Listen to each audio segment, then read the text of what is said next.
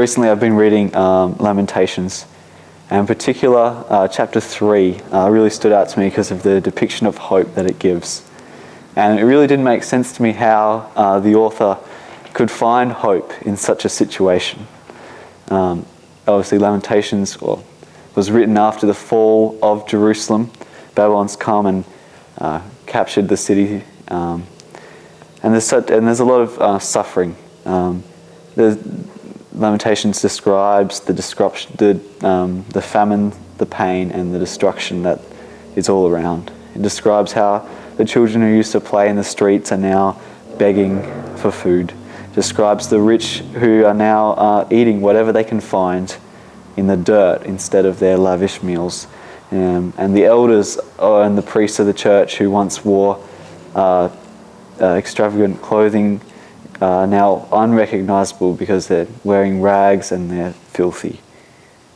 And the author recognizes these hardships are God's justice. And he realizes that God has been consistent. He's followed through on his promise to punish evil. And he realizes that if God's consistent in this promise, he should also be consistent in his promise to ultimately defeat evil and for the Messiah to come. That's what the hope of the Israelites is. And he says this, but I call this to mind, and therefore I have hope. The steadfast love of the Lord never ceases. His mercies never come to an end. They are new every morning. Great is your faithfulness.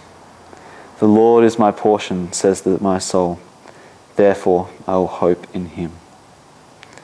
And I just love that steadfast love that's consistent. And even in a situation like this, the author recognizes that there's still a remnant of Israelites left. They haven't all been taken away or killed. There's still that hope that God will come and follow through on his promise. And I think Paul actually summarizes the best in 2 Corinthians 4:17, where he says, For our light and momentary troubles are achieving for us an eternal glory that far outweighs them all. So we fix our eyes not what is seen, but what is unseen. Since what is seen is temporary, but what is unseen is eternal. So my encouragement to you is to take hope in whatever situation we might find ourselves in, whether it's in pain and suffering or just everyday life. Because at the end of the day, all of our sufferings, all of our pains are light and momentary compared to the eternal glory that's waiting for us in heaven. And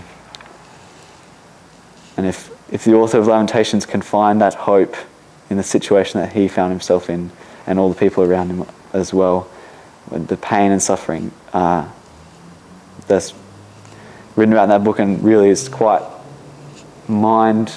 it's hard to even imagine, but if they can find hope, so can we.